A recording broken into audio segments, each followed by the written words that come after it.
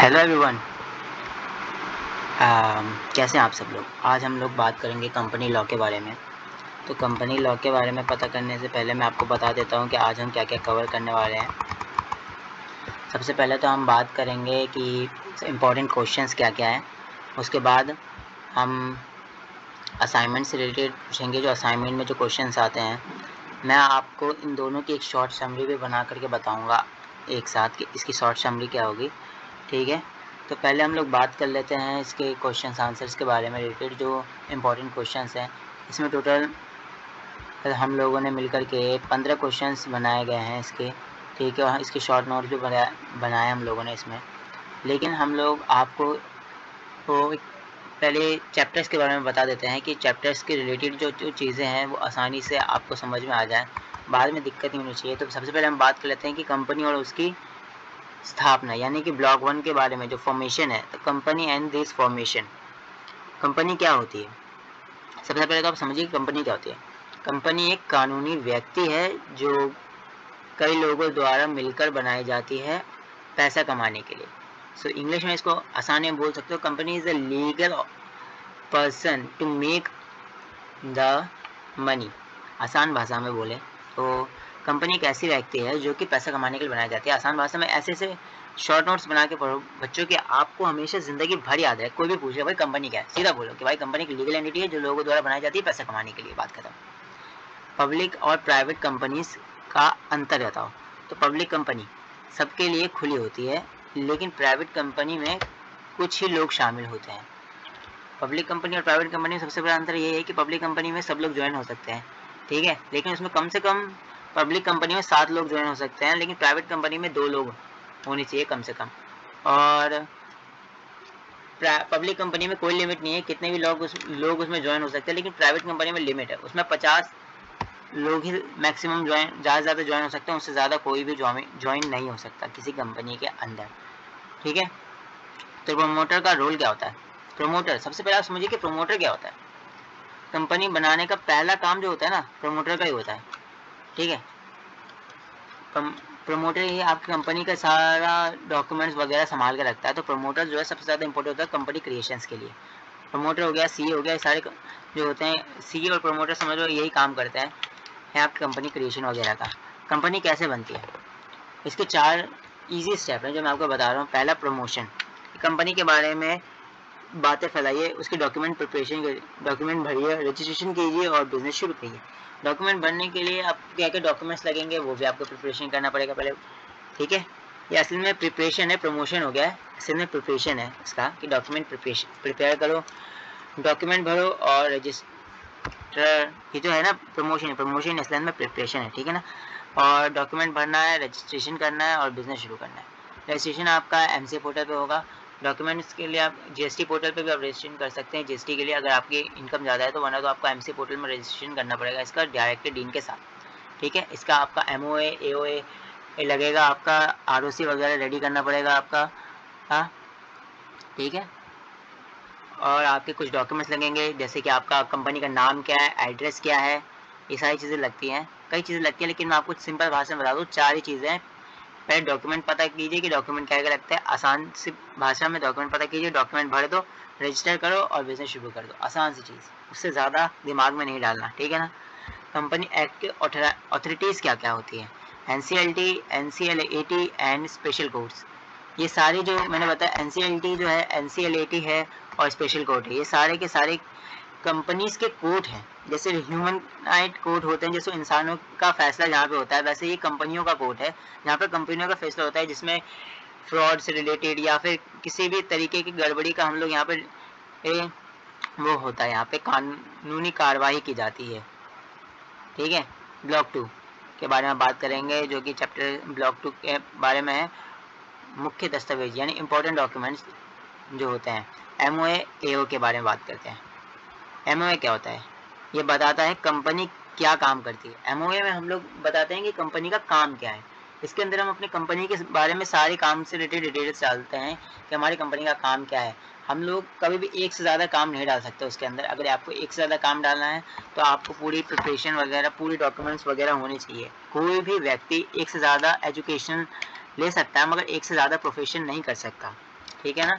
ये company law भी कहती है कोई भी व्यक्ति वो एक बार में एक ही प्रोफेशन कर सकता है, एक से ज़्यादा प्रोफेशन नहीं कर सकता। अगर कोई सीए है तो वो सीए करेगा, लॉयर ही नहीं।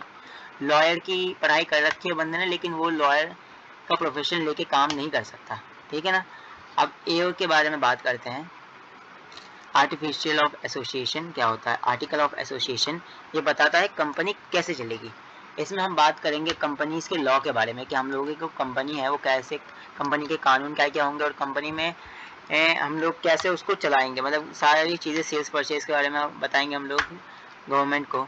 और प्रोस्पेक्टस, जब कंपनी पब्लिक से पैसा मांगती है तो ये डॉक्यूमेंट जानकारी देता है। जैसे आपको शेयर्स चाहिए किसी कंपनी के, कंपनी में आप काम करोगे आने वाले फ्यूचर में, तो आपको शेयर्स चाहिए होंगे। तो शेयर्स चाहिए होंगे आपको, तो शेयर्स जो है वो कंपनी कोई भी व्यक्ति ऐसे नहीं देगा। पहले आपको बैंक में जाना पड़ेगा, उस पर ऑथराइज करवाना पड़ेगा, बैंक आपको ऑथराइज करके आपको देगी। तो उसके लिए आपको एक प्रोस्पेक्टस बनाना पड़ेगा आपको अपनी कंपनी के बारे में कि आपकी कंपनी कैसी है, कैसी काम करती है, आपका बिजनेस कैसा है। कोई भी व्यक्ति ऐसे जा करके सीधा बोलेगा भाई मेरा कंपनी शेयर लिस्टेड कर दो, तो नहीं होगा ना उसका share listed. Company share listed करने के लिए, सीधा बताऊं, कंपनी ये जो प्रोस्पेक्टस है कंपनी को शेयर लिस्टेड करने के लिए होता है शेयर मार्केट में, कि उसको पैसे चाहिए, पब्लिक से चाहिए पैसे। सीधा यहाँ पे लिखा हुआ है कंपनी को पब्लिक से पैसे मांगने के लिए, ठीक है ना। तो इस शेयर्स के लिए है ज़्यादातर, ठीक है ना, आसान भाषा में बोलो तो, ठीक है ना। डॉक्यूमेंट जानकारी देता है कंपनी के बारे में कि कंपनी क्या है, कैसे काम करती है, कितने साल से है मार्केट में, कैसे कैसे उसका काम हो रहा है, ठीक है। अब बात करते हैं शेयर कैपिटल एंड मेंबरशिप की। शेयर्स क्या होते हैं? शेयर्स वो होते हैं जो कंपनी के पार्ट जिन्हें लोग खरीदते हैं उन्हें शेयर्स कहते हैं। डिबेंचर क्या होता है? कंपनी के लोग लॉन्ग टर्म्स लोन्स, यानी कि जो लोन लंबे समय के लिए लिया जाता है उसे डिबेंचर कहा जाता है, ठीक है। शेयर्स क्या होते हैं? जो कि गवर्नमेंट, जो कि पीपल्स द्वारा लिए जाते हैं, कंपनी मतलब लोगों द्वारा लिए जाते हैं और उनको कंपनी का पार्ट दिया जाता है एज ए शेयर मेंबर्स। मतलब समझ लो कि तुमने कंपनी का शेयर्स खरीदा, समझ लो तुम उसके पार्ट हो गए तुम, ठीक है। और शेयर होल्डर कौन है? अब देखो शेयर होल्डर के बारे में दे रखा है, मैं आपको दो चीजें बता दूं, शेयर होल्डर होता है, एक डायरेक्टर होता है, ठीक है। शेयर होल्डर जो होता है वो कंपनी का मालिक होता है, जो कंपनी के शेयर्स खरीदता है वो कंपनी का मालिक है, ठीक है। डायरेक्टर वो है जो कंपनी को चला रहा है, ठीक है। अगर कंपनी में कभी भी कोई घपला होगा तो उसके शेयर होल्डर्स के ऊपर कोई नुकसान, कोई वो नहीं आएगा, ठीक है ना।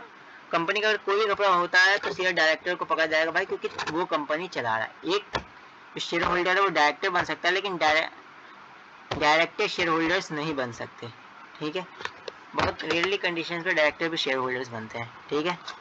ट्रांसफर ऑफ शेयर्स, इस जैसे कि आपको नाम के बारे में पता चल रहा है,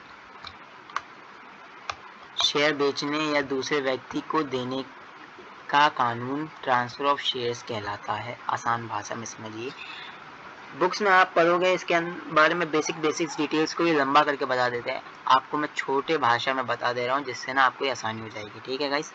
तो अब हम बात करते हैं कंपनी का मैनेजमेंट क्या होता है, डायरेक्टर कौन होता है। देखा आगे ना डायरेक्टर कौन होता है, पहले हम लोगों ने बात करी शेयर होल्डर्स कौन होता है, कौन है। अब हम बात करें डायरेक्टर कौन होता है। कंपनी चलाने वाले को डायरेक्टर कहते हैं, समझ में आया गाइस? कंपनी चलाने वाले को डायरेक्टर कहा जाता है। कंपनी सेक्रेटरी, अब देखिए डायरेक्टर और सेक्रेटरी, इसे एज ए मैनेजिंग डायरेक्टर भी कह सकते हैं, जो कि एक तरीके के डायरेक्टर और शेयर होल्डर्स के बीच का बंदा होता है। इसका काम है मीटिंग अरेंज करना, कंपनी को संभालना, ठीक है ना। अगर डायरेक्टर कहीं गया कंपनी से तो कंपनी का सारा काम आ जाएगा कंपनी सेक्रेटरी के ऊपर, ठीक है ना। ये तुम्हें सारे लीगल और ऑफिशियल काम देगा, तुम्हें जितने भी हो सकते हैं। मीटिंग चलाने की, मीटिंग जैसे, हाँ मीटिंग के बारे में समझिए। मीटिंग जो होता है ना दो तरीके के होता है, एक एजीएम होता है, एनुअल जनरल मीटिंग। आपको अगर आप आरओसी फाइल करते हैं ना, आपको आरओसी में ये देना ही पड़ेगा आपको, एजीएम का रिपोर्ट जाता है, उसमें डायरेक्टर डिटेल्स भी जाती हैं, ठीक है ना। तो एजीएम जो होता है वेरी इंपॉर्टेंट चीज़ है, ठीक है ना। एनुअल जनरल मीटिंग जो है बहुत ज़्यादा इंपॉर्टेंट है, साल में आपको एक बार तो मीटिंग करनी ही करनी है, कुछ भी हो जाए, ठीक है ना। बोर्ड मीटिंग जो होता है कभी कभार कुछ इमरजेंसी आ जाती है, कोई ऐसे डिसीजन लेने होते हैं, तो बोर्ड ऑफ डायरेक्टर्स जो होते हैं वो लोग मीटिंग बैठाते हैं बात करने के लिए शेयर होल्डर्स के साथ, है ना। तो उसे बोर्ड मीटिंग, देखिए एनुअल जनरल मीटिंग में क्या होता है, इसमें क्या है शेयर होल्डर्स होते हैं। बोर्ड ऑफ मीटिंग में क्या होता है, सिर्फ डायरेक्टर्स की मीटिंग होती है, ठीक है। मैनेजरियल रिक्वायरमेंट्स, रिम्यूनरेशन, अजीब सा है प्रोनाउंसिएशन नहीं हो रहा मेरे से, चलो इसे मैनेजरियल बात कर लेते हैं, एमआर बात कर लेते हैं, ठीक है। डायरेक्टर और मैनेजर्स को मिलने वाली सैलरी के नियम, ठीक है। अब हम लोग डायरेक्टर और मैनेजर्स रख रहे हैं, सैलरी पर्सन जो है वो तो हम है नहीं, हम है शेयर होल्डर्स कंपनी के। तो वो जो है डायरेक्टर्स और मैनेजर्स जो होंगे उनको जो सैलरी मिलेगी वो किस हिसाब से मिलेगी, उसके कानूनी दस्तावेज वगैरह होते हैं। ब्लॉक 5 के बारे में बात कर लेते हैं जो कि चैप्टर का लास्ट पार्ट है, डिविडेंड अकाउंट्स ऑडिट्स और वाइंडिंग अप। डिविडेंड क्या होता है, कंपनी का मुनाफा जो शेयर होल्डर्स को दिया जाता है उसे डिविडेंड कहा जाता है। मतलब जो कंपनी प्रॉफिट कर रही है ना, वो जो आपको मिल रहा है वो आपका डिविडेंड है, ठीक है ना। अकाउंट्स और ऑडिट, कंपनी के पैसों का हिसाब और उसकी जांच।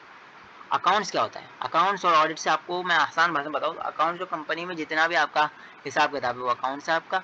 ऑडिट है हर साल आपकी ऑडिट होगी, बड़ी कंपनी है तो आपकी हर साल ऑडिट होगी, छोटी होगी तो भी आपकी ऑडिट होगी। गवर्नमेंट आपका हिसाब लेगा कि भाई आप लोगों ने कितना आपने खरीदा है, उतना आपके पास है कि नहीं है, ठीक है ना। गवर्नमेंट के हिसाब से अगर आपके पास सही है, आपके पास जितना है उतना है तो ठीक है, क्योंकि लोग ब्लैक में खरीदते हैं। अगर गवर्नमेंट को पता चलता है कि आपने ब्लैक में भी सामान खरीदा है मार्केट से, तो भी वो आपका पैसा लेगी आपसे कि आपने भाई आपने सामान खरीदा, हम लोग को बताया क्यों नहीं, आप इसको बेच रहे हैं, गवर्नमेंट से टैक्स चुरा रहे हैं। तो गवर्नमेंट जो है ना आपसे पैसा वसूल करके रहेगी कुछ भी हो जाए, ठीक है ना। वाइंडिंग अप, जब कंपनी बंद होती है उसको उसके प्रोसेस को वाइंडिंग अप कहते हैं। सीधी बात, नो बकवास। चलिए आगे बात करते हैं। अब हम बात कर लेते हैं असाइनमेंट्स रिलेटेड क्वेश्चन आंसर्स के बारे में। असाइनमेंट्स में से भी टोटल 50% जो क्वेश्चन आंसर आते हैं ना, ज़्यादातर असाइनमेंट से आते हैं, ठीक है। तो अभी हम असाइनमेंट्स के ऊपर बात कर लेते हैं कि असाइनमेंट्स जो है उससे रिलेटेड क्या क्या क्वेश्चन आंसर हैं। पहले बात करेंगे हम होल्डिंग और सब्सिडियरी कंपनी क्या होती है, जिससे इस बार क्वेश्चन आंसर आ रहा है उसके साथ उसके असाइनमेंट्स जो हमने प्रिपेयर करे हैं उसके हमने शॉर्ट नोट बना लिया है, ठीक है। उसकी शॉर्ट नोट के अनुसार हम आपको बताएंगे कि होल्डिंग और सब्सिडियरी कंपनी क्या होती है, जिससे आपको पेपर में आसानी हो याद रखें। तो होल्डिंग कंपनी क्या होती है, जो किसी दूसरी कंपनी के 50% शेयर्स या बोर्ड ऑफ डायरेक्टर को कंट्रोल करती है, उसे होल्डिंग कंपनी कहा जाता है। सब्सिडियरी कंपनी क्या होती है, जो कंट्रोल में हो, मतलब कि छोटी कंपनी जो बड़ी कंपनी के अंडर में आती है उसे सब्सिडियरी कंपनी होती है। मतलब तुम्हारी एक बड़ी कंपनी है उसके अंदर एक छोटी छोटी कंपनी, जैसे टाटा कंपनी है, टाटा कंपनी के अंदर बहुत सारी कंपनीज आती है, कुछ छोटी छोटी कंपनीज भी आती है, कुछ बड़ी बड़ी कंपनीज भी आती हैं। जो बड़ी टाटा कंपनी है वो एक मेन कंपनी हो गई, उसके अलावा जितनी भी कंपनी है उसकी छोटी कंपनी होगी, वो उसकी सब्सिडियरी कंपनी होगी। होल्डिंग कंपनी जो होती है कि हम लोगों ने किसी कंपनी के ज़्यादा शेयर्स ले लिए, जैसे कि यहाँ पे लिख रखा है, अगर एक ये कंपनी जैसे टाटा कंपनी मान लो और इसको बाटा कंपनी मान लो, टाटा बाटा, ठीक है ना, आसान भाषा में। तो एक कंपनी ए है जिसने कंपनी बी के 60% शेयर्स ले लिए। अगर कंपनी रूल्स के अकॉर्डिंग देखा जाए, जिसके पास ज़्यादा शेयर्स होते हैं वो कंपनी का मालिक होता है, ठीक है ना। तो इसके पास 60% शेयर उसने ले लिए हैं, तो बी ए की सब्सिडियरी हो जाती है। समझ में आया, मतलब इसमें होल्डिंग अप भी बता दिया मैंने आपको, होल्डिंग कंपनी क्या होती है और सब्सिडियरी कंपनी क्या होती है, ठीक है। तो अब बात करते हैं प्रिलिमिनरी कॉन्ट्रैक्ट क्या होता है। प्रिलिमिनरी कॉन्ट्रैक्ट, कंपनी बनने से पहले जो कॉन्ट्रैक्ट बनते हैं, मतलब कंपनी बनी नहीं अभी, ठीक है ना, लेकिन उसका कॉन्ट्रैक्ट पहले हो गया है कि भाई तुम्हें ये करना है, ठीक है ना। तो लोग क्या कहते हैं, काम से पहले उसका कॉन्ट्रैक्ट बना लेते हैं, ठीक है। कंपनी की जिम्मेदारी, तो कहते हैं कंपनी की जिम्मेदारी नहीं होती इनके ऊपर, क्योंकि उस वक्त तो कंपनी बनी नहीं होती, ठीक है। द प्रमोटर ही जिम्मेदार होता है अगर कुछ गड़बड़ हो तो, मतलब जिसने कंपनी बनाने के लिए इसके साथ कॉन्ट्रैक्ट किया है वो इसका पूरा जिम्मेदार होता है अगर कुछ भी गड़बड़ होती है तो, ठीक है ना। वो सीधा केस भी कर सकता है आपके ऊपर कि आपने कंपनी के बारे में बताया, जैसे बैंक से अगर आप लोन लेते हो तब कंपनी नहीं बनी होती, आप वो आपसे एक प्रिलिमिनरी कॉन्ट्रैक्ट बनवाता है आपसे, ठीक है ना, कि आप हमको इतने इतने पैसे दोगे, आपको कॉन्ट्रैक्ट देने के बाद आपके पास इतना इंटरेस्ट लगेगा हमारा, ठीक है। तो उससे रिलेटेड एक कॉन्ट्रैक्ट बन जाता है। अगर कोई कुछ भी होगा तो उसके अंडर में वो कुछ रखते हैं अपने पास। सर्टिफिकेट ऑफ इनकॉर्पोरेट का मतलब क्या होता है, जब कंपनी बन जाती है उसका रजिस्ट्रेशन सर्टिफिकेट मिलता है। इसे सर्टिफिकेट को इनकॉर्पोरेशन कहते हैं, सीधी बात, ठीक है। अब ये प्रूफ है कि कंपनी लीगल है और सब रूल्स फॉलो किए गए हैं। इसके बाद कंपनी एक लीगल पर्सन बन जाती है, ठीक है, बन जाती है। आर्टिकल्स ऑफ एसोसिएशन, एओए के बारे में बात करते हैं। इस बार जो पिछली बार एमओए आया था, लेकिन इस बार एओए आएगा। इस बार याद रखिएगा गाइस, एओ के बारे में अच्छे से पढ़ के जाइएगा। मैं आपको सीधी से बता देता हूँ कि एओए जो है ना, सबसे ज़्यादा इम्पोर्टेंट पार्ट होने वाला है, क्योंकि इस पिछले साल के पेपर में भी है, असाइनमेंट में भी है, इम्पोर्टेंट क्वेश्चंस में भी है। आपके पूरे बुक्स में सबसे ज़्यादा इम्पोर्टेंट एओए ही है, एमओए एओए, क्योंकि डॉक्यूमेंट्स के बारे में ज़्यादातर पूछा जाता है। कम से कम 10 से 15-20 नंबर के क्वेश्चन आते हैं, तो आप आराम से इसको पढ़ के जाइएगा। ये कंपनी के अंदर का रूल बुक होता है, जैसे काम कैसे होगा, कंपनी और उसके मेंबर के बीच बाइंडिंग होता है, लेकिन बाहर के लोग, आउटसाइडर के लिए ये रूल्स अप्लाई नहीं करता, ठीक है ना। ये जो एओए होता है ना, सिर्फ कंपनी लॉ के लिए, कंपनी के लोगों के लिए होता है। कंपनी में जो लॉ है सिर्फ कंपनी के लोगों के लिए होता है, कंपनी के लोगों के बाहर के लोगों के लिए नहीं होता, ठीक है ना। शेयर्स फॉर फीचर और सरेंडर क्या होता है? अब फॉर फीचर यानी ज़बरदस्ती, ठीक है, सरेंडर मतलब खुद से। अब फॉर फीचर जो होता है, कंपनी जब शेयर कैंसिल करती है, यानी ज़बरदस्त, तुम लोगों ने शेयर्स मांगे कंपनी से कि मेरे को शेयर्स चाहिए, लेकिन कंपनी ने मना कर दिया कि हम आपको शेयर्स नहीं दे सकते। पेमेंट ना देने पर ज़्यादातर ऐसा होता है, ठीक है ना। जैसे अगर पेमेंट आपने किया ही नहीं तो आपको देगा क्यों, ठीक है ना। आप खुद से आपने करा कि जब आपने शेयर खुद वापस करते हैं, तो फॉर फीचर से बचने के लिए होता है ज़्यादातर ये। अब सरेंडर लोग ज़्यादा इसलिए करते हैं कि भाई उनको डर लगता है कि बाद में हमारे जो शेयर्स हैं वो ज़बरदस्ती हमसे छीना ले जाएं, इसलिए ज़्यादातर वो लोग क्या है, वापस कर देते हैं, ठीक है। अब बात करते हैं छठे क्वेश्चन के बारे में। ऑडिटर्स रिपोर्ट कब और क्यों दिया जाता है? जब फाइनेंशियल स्टेटमेंट चेक हो जाता है ना, तब एजीएम में दिया जाता है। इसमें बताया जाता है कि आपकी कंपनी कैसी है, अकाउंट सही है या नहीं, क्या रूल्स फॉलो हुए, कोई दिक्कत या ऑब्जर्वेशन तो नहीं।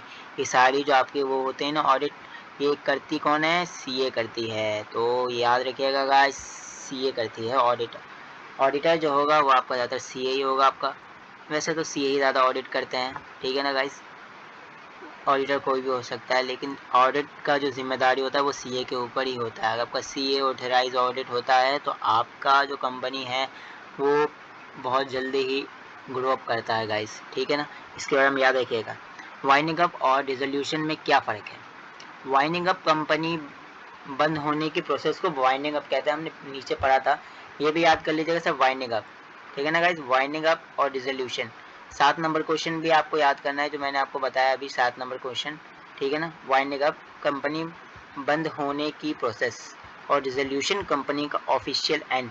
याद रखिए गाइस, इसमें जो क्वेश्चन आते हैं वो सेम क्वेश्चन पेपर में भी आते हैं, बस ये होता है कि क्वेश्चंस के जो आंसर, मतलब क्वेश्चन के जो स्ट्रक्चर है ना, वो चेंज कर देते हैं। सो डिसोल्यूशन, कंपनी का ऑफिशियल एंड। सोचो, पहले काम बंद फिर नाम मिलेगा, मतलब कि वाइंडिंग में क्या होगा, सिर्फ काम बंद होगा, कंपनी बंद कर दी जाएगी, इसमें काम नहीं हो रहा, ठीक है ना।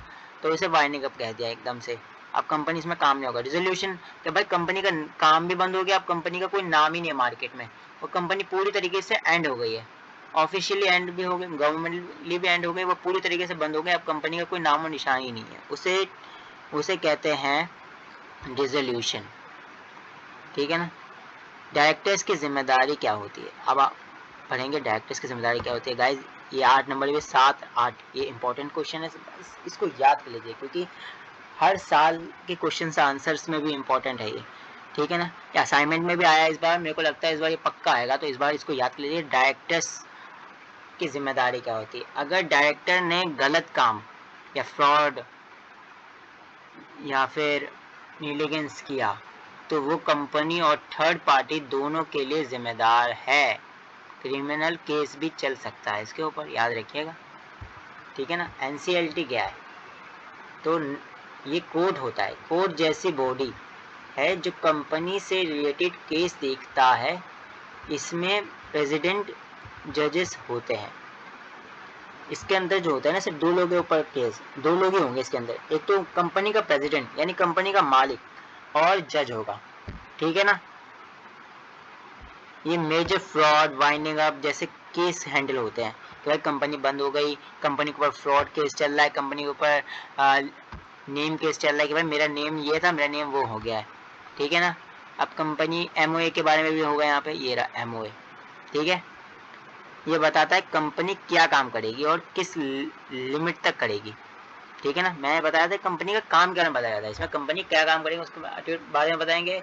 एमओए एओए, एओए क्या होती है कि कंपनी का लॉ क्या है, कंपनी में किस कानून के हिसाब से काम होगा। एमओए क्या है, एमओए ये है कि भाई साहब हमारे कंपनी में जो है क्या काम किया जाएगा, ठीक है ना। सेक्रेटरी क्या है, अब डायरेक्टर और शेयर होल्डर के बीच लिंक होता है सेक्रेटरी का। जो सेक्रेटरी है वो डायरेक्टर्स और जो कि और शेयर होल्डर्स है उनके बीच की मीटिंग कराने का काम करता है। वो मीटिंग अरेंज करता है, नोटिस भेजता है और लॉ फॉलो करता है, ठीक है। अगर वो लॉ फॉलो नहीं करेगा, मीटिंग्स अरेंज नहीं करेगा तो उसका काम नहीं चलेगा, ठीक है। Just and equitable winding up कब होता है, जब कंपनी में मैनेजमेंट में झगड़ा हो, ठीक है ना। ज़्यादातर इक्विटेबल वाइंडिंग अप तभी होता है जब कंपनी के मैनेजमेंट में ज़्यादा झगड़ा होता है, फ्रॉड या चीटिंग हो, इससे रिलेटेड, है ना, काम ही ना शुरू हुआ हो, जब ट्रिब्यूनेशन डिसाइड करता है कि कंपनी बंद हो। ट्रिब्यूनल डिसाइड करता है, decide. Private placement of securities क्या होती है, क्या होता है, आसान भाषा में जाने तो जब कंपनी पब्लिक को नहीं बल्कि सिलेक्टेड लोगों को शेयर्स देती है, सिक्योरिटी के शेयर से सिक्योरिटी देती है, उसे प्राइवेट प्लेसमेंट कहते हैं। जैसे प्राइवेट प्लेसमेंट क्या पता चलेगा होगा, जैसे गवर्नमेंट प्लेसमेंट होती है जिसमें आपको एग्ज़ाम देना पड़ेगा, उसके बाद आपको कोई जहाँ के नौकरी मिलेगी, लेकिन प्राइवेट प्लेसमेंट में ऐसा नहीं होता। कंपनी जो होती है ना सर्टेन लोगों को ही शेयर्स देती है, कुछ लोगों को ही शेयर्स देती है। प्लेसमेंट का मतलब तो आपको आसानी से पता ही होना चाहिए कि प्लेसमेंट होती क्या है, ठीक है ना। प्लेसमेंट क्या होती है गाइस, पहले समझ लिए प्लेसमेंट क्या होती है गाइस, ठीक है ना। प्राइवेट प्लेसमेंट वो होती है जिसके लिए आप क्वालिफाई हो और आपको वो चीज़ मिली, ठीक है ना।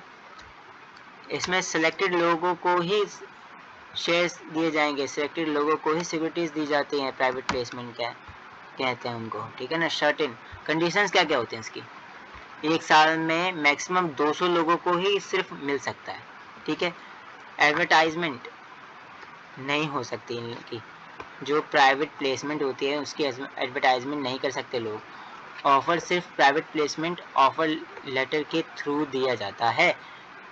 रजिस्ट्रार ऑफ कंपनी आरओसी के पास फाइलिंग करना होता है।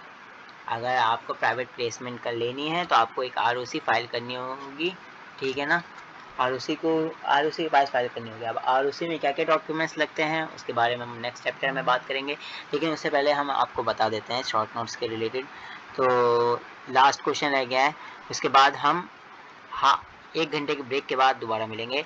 उससे पहले equity shares with differential rights क्या होते हैं ये जान लेते हैं। क्या नॉन वोटिंग शेयर्स दिए जा सकते हैं, आसान भाषा में जाने तो इक्विटी शेयर्स मतलब ओनरशिप वाले शेयर्स, मतलब कि शेयर्स मिल गए आपको तो आपको अगर कुछ इक्विटी शेयर्स हो अलग राइट्स मिलते हैं, जैसे कि वोटिंग या डिविडेंड का फ़र्क, तो उन्हें कहते हैं डिफरेंशियल राइट्स वाले शेयर्स, ठीक है।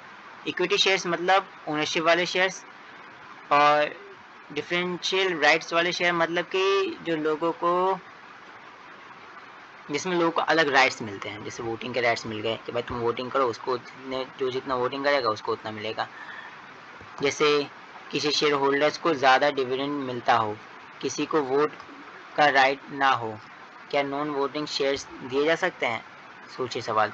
हाँ, कंपनी नॉन वोटिंग शेयर्स भी इशू कर सकती है, लेकिन उसके लिए लॉ का प्लान करना होता है, लॉ को प्लान करना पड़ेगा आपको। आर्टिकल ऑफ एसोसिएशन में लिखना होगा, चाहिए लिखना होना चाहिए आर्टिकल ऑफ एसोसिएशन में कि आप जो हैं वोटिंग के लिए, आप जो हैं शेयर्स के लिए वोटिंग कर सकते हैं, ठीक है सर। अब हम बच्चों सब हम बाद में 1 घंटे बाद दोबारा बात करेंगे, ठीक है। ये शॉर्ट नोट्स हैं, अगर आपने इनको भी पढ़ के गए, इसके बारे में भी पूरी जानकारी आपने हासिल कर ली, तो मान लो आपने 60 से 70% आपके मार्क्स कहीं नहीं गए। आसान भाषा में मैंने बताया आपके 60 से 70 नंबर इसमें आपके आ ही जाएँगे।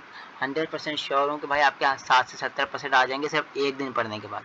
1 घंटा पहले भी पढ़ोगे ना पेपर से तो आपके आराम से 60 से 70% आ जाएँगे, ठीक है।